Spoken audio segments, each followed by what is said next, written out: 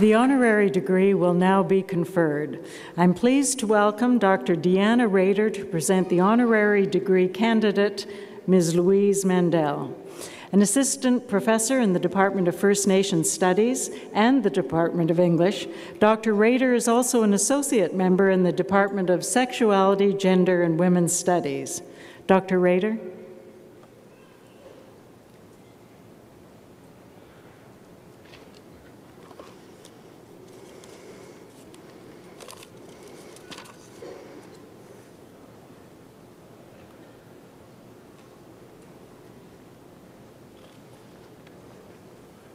Madam Chancellor. Madam Chancellor, the legal precedent for treaties in Canada stems from 1763, when King George III made a royal proclamation that recognized the inherent rights of First Nations and endorsed the treaty-making process. This paved the way for the British to legitimately settle the colony, not by warfare, but based on a peaceful relationship through treaties that endowed Canada with an Indigenous foundation based on the rule of law. Yet despite this proclamation, by 1975, the year Louise Mandel graduated from law school, there was scant respect for the rights of Aboriginal peoples in Canada. The fact that today Aboriginal and treaty rights are an important part of the legal and political culture of this country, and that Aboriginal peoples are able to assert and apply their laws and unique forms of governance to shape their lives and destinies, is due in no small measure to the efforts of Louise Mandel. Louise Mandel is one of the major thinkers and influential actors in the field of Aboriginal and treaty rights law. Of the many important projects over her distinguished 36-year career, including test cases that changed legal practice, two are particularly worth mentioning. The first she worked on as a young lawyer in the 1980s.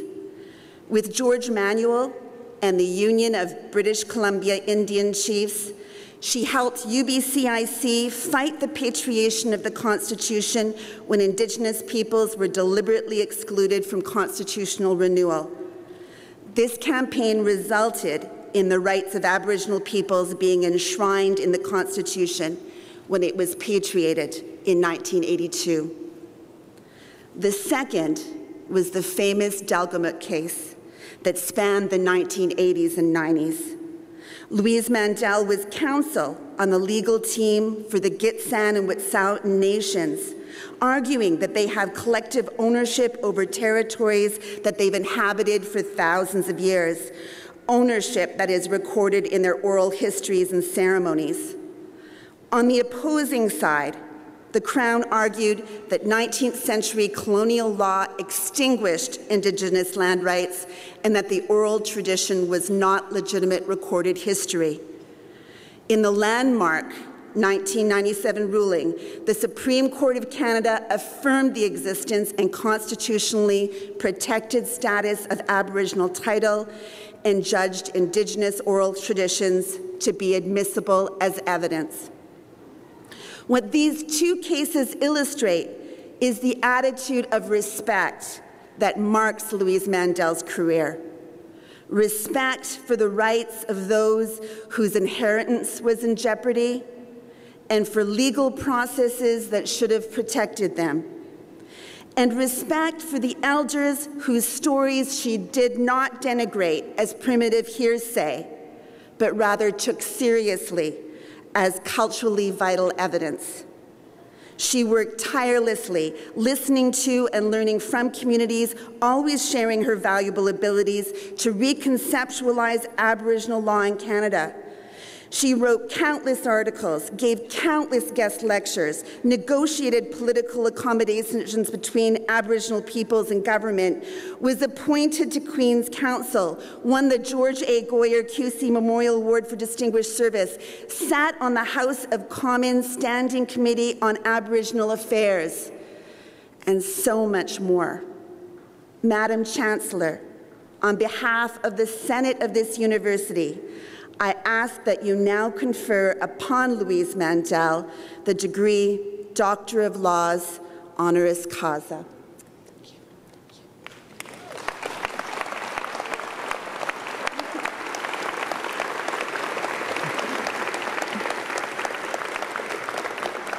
Louise Mandel, by virtue of the authority vested in me and in the Senate of this university, I hereby admit you to the degree of Doctor of Laws, honoris causa. Dr. Mandel will be hooded by Dr. Bill Crane, Associate Vice President Academic, and Dr. Kate Ross, Registrar.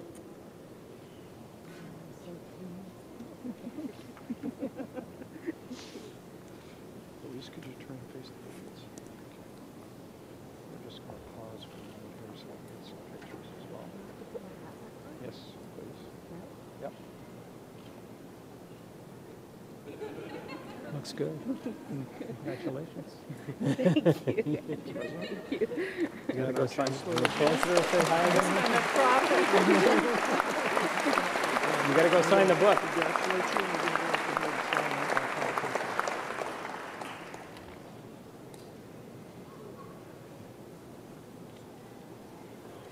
Anna, does she have a script?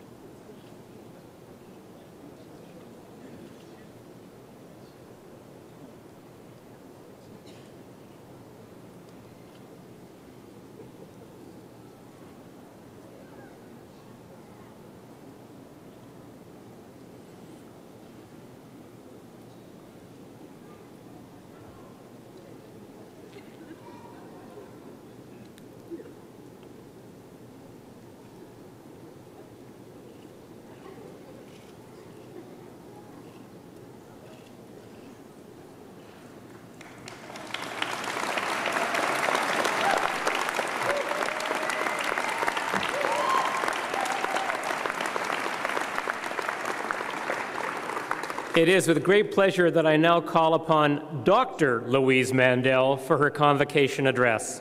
Dr. Mandel. Thank you.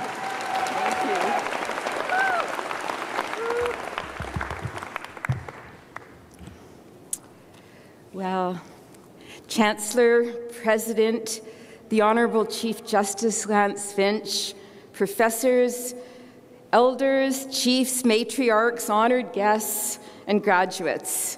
I'd like to begin by acknowledging the territory of the Coast Salish, on whose ancestral lands we're having this beautiful ceremony. I'm so honored to be here today to celebrate your great academic achievement. You who are brilliant, gorgeous, talented, fabulous.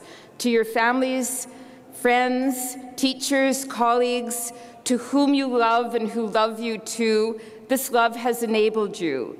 Know in your hearts how truly great you really are.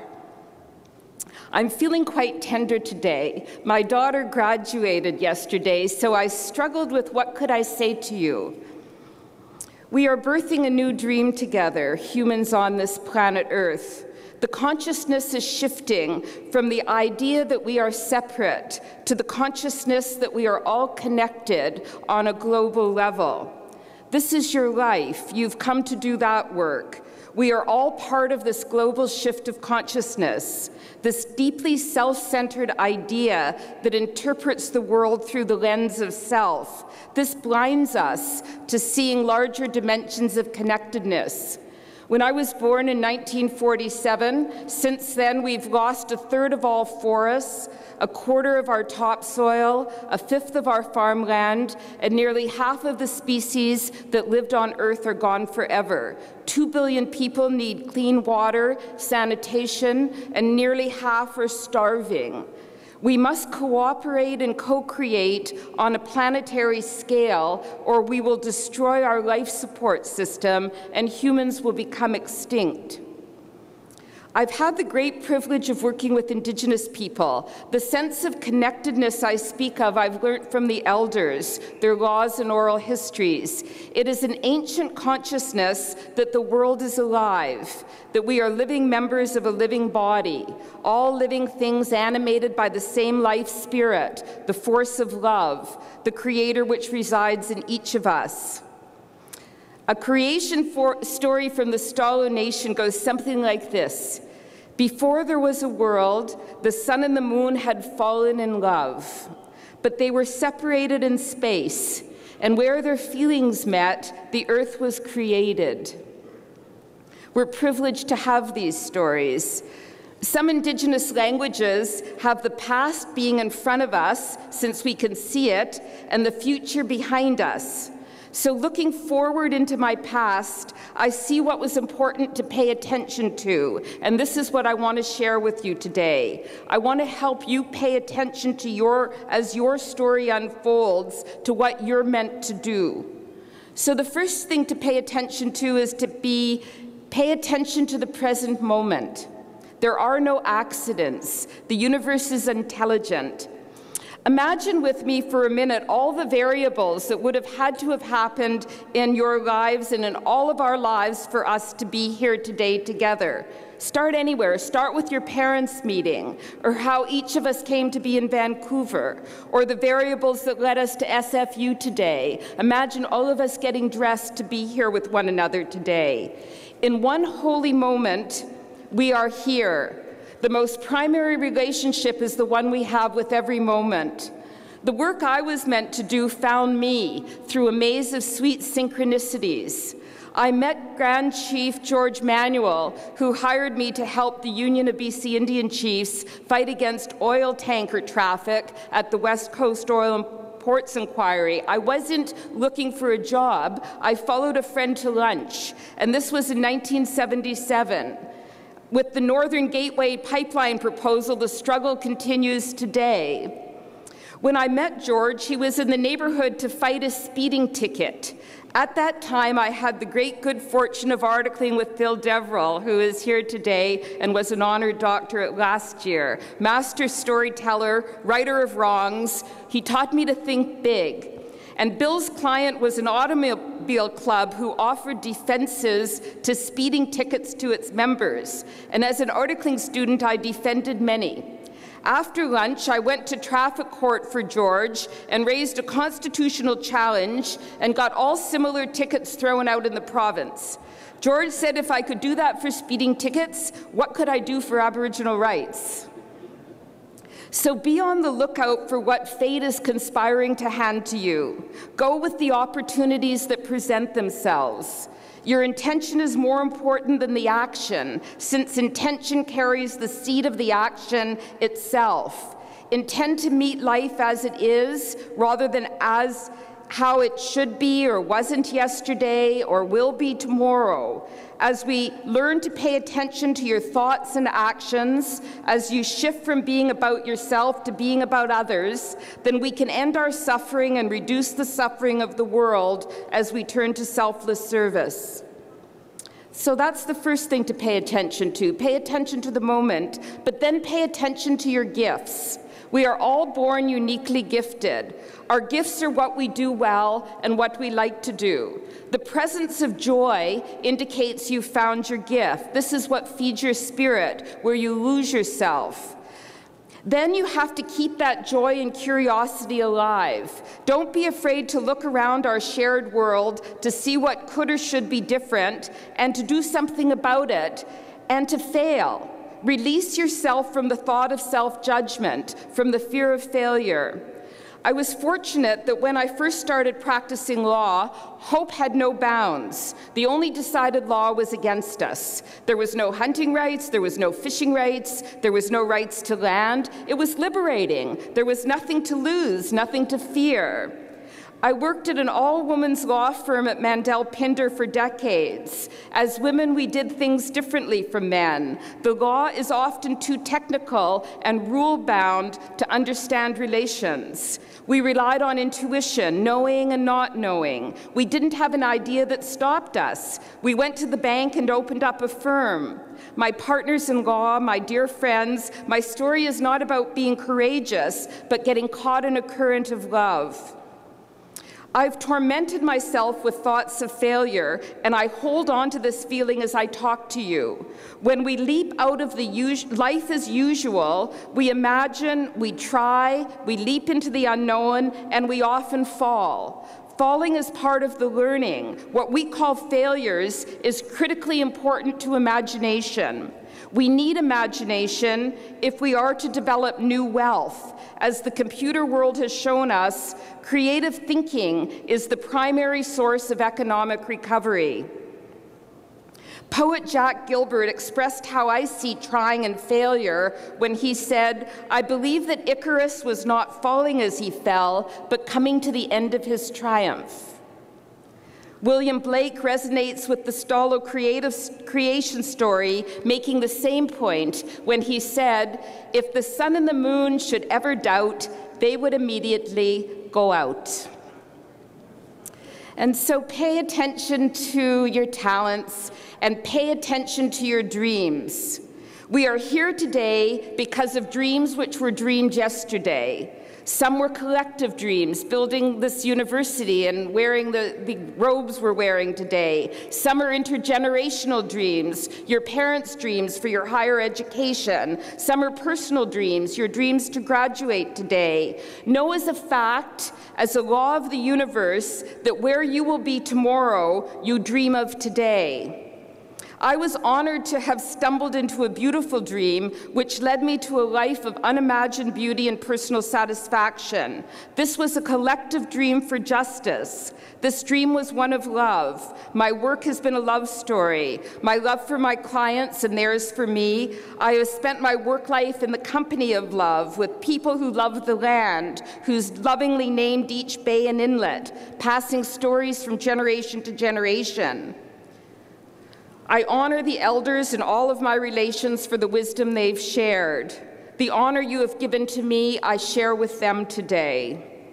I honor my family and I share this honor with them, especially my mother who recently passed away. Her belief in me in every way paved the way to this day. Graduates, the world changes one person at a time, but that change becomes increasingly easier the more and more there are who change. And if you want to feel the magic of change in your life, in the next argument where you have a choice to be right or a choice to be kind, choose kind. I know you because you're my kids' generation. You are my teachers. You are the most creative, the most courageous, and the most connected generation. You have tough minds and tender hearts. You have fun, stay in shape, collaborate. You are the change, each one of you. Leave here today and change the course of history. Thank you.